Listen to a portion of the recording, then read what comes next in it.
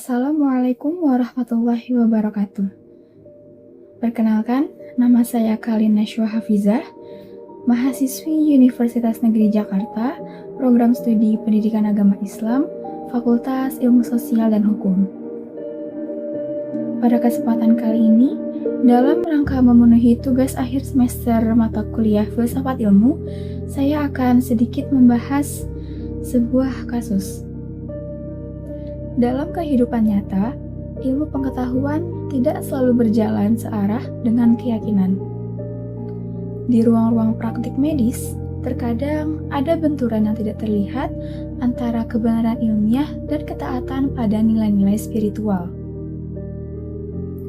Melalui sudut pandang filsafat ilmu, saya ingin mengajak Anda merenungkan bagaimana seharusnya ilmu bersikap ketika berhadapan dengan iman.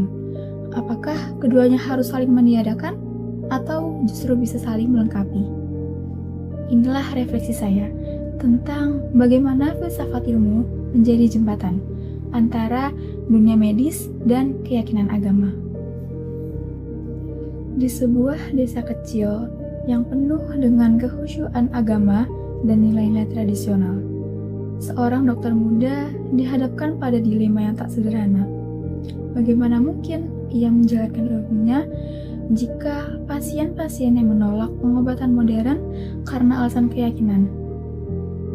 Kasus ini, meski sederhana di permukaan, sesungguhnya adalah refleksi dari ketegangan panjang antara dua bentuk pengetahuan, yaitu ilmu medis dan keyakinan religius. Dalam kacamata filsafat ilmu, saya ingin memulai dari pendekatan epistemologi, yakni bagaimana pengetahuan diperoleh dan divalidasi. Ilmu kedokteran modern berdiri di atas dasar empirisme dan rasionalitas. Vaksinasi, terapi, dan intervensi medis lainnya berasal dari proses metodologi ilmiah, pengamatan, hipotesis, eksperimen, dan pembuktian objektif. Ini adalah pengetahuan yang dibangun dari pengalaman nyata dan diuji berulang-ulang demi kebenaran yang bisa dipertanggungjawabkan secara universal. Namun, dalam kasus ini, pasien hidup dalam kerangka epistemologi yang berbeda. Ia memperoleh kebenaran melalui iman, wahyu, dan tradisi. Bagi komunitas ini, doa dan pengobatan turun-menurun bukan sekadar metode, tetapi ekspresi dari nilai-nilai spiritual yang mengakar. Dalam kerangka itu, menerima pengobatan medis bisa dipandang sebagai penyimpangan dari kepercayaan akan kuasa Tuhan. Jadi, di sini kita menemukan benturan dua sumber kebenaran, yang satu berbasis empirisme dan yang lain berbasis teologis. Pertanyaannya, apakah keduanya bisa berdialog?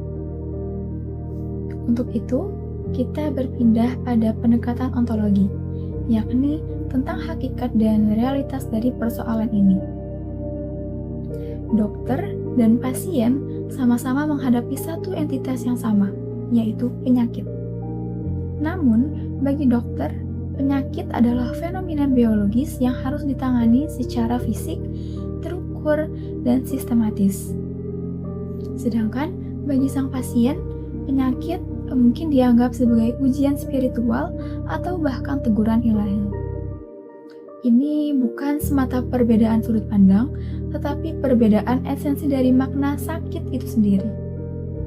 Dan disinilah peran filsafat ilmu menjadi penting, yaitu tidak untuk memaksakan satu kebenaran atas yang lain, melainkan menyadari bahwa pengetahuan tidak tunggal, dan manusia sering hidup dalam pluralitas epistemik.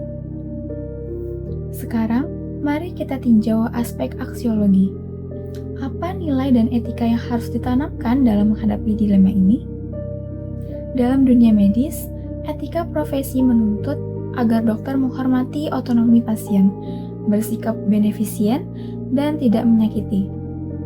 Namun, etika tidak cukup hanya dari sisi profesionalisme. Harus ada etika sosial yang mengakui realitas masyarakat yang multikultural dan multikeyakinan. Artinya, dokter tidak hanya dituntut untuk menyembuhkan, tetapi juga untuk menjembatani, untuk berkomunikasi, dan untuk membangun kepercayaan. Filsafat ilmu dalam aspek aksiologi mengajarkan bahwa pengetahuan tidak bernilai netral.